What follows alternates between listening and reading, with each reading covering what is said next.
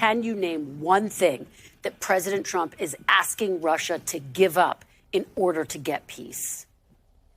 Well, I'm not going to disclose those things, because if we do, then you can imagine the negotiations could fall apart. These negotiations, look, I know everybody wants to know what's happening, and to a certain degree that's important. But what's more important is that these negotiations work.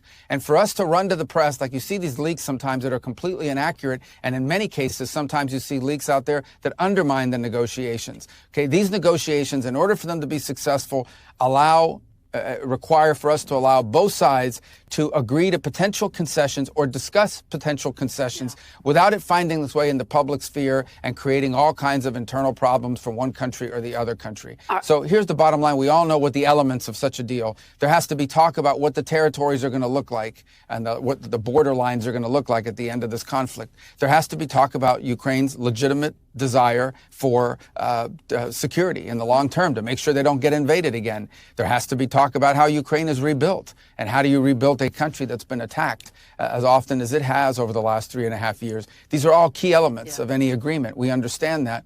And each side is, if there's going to be a deal, each side is going to have to give up on something. That's just a fact.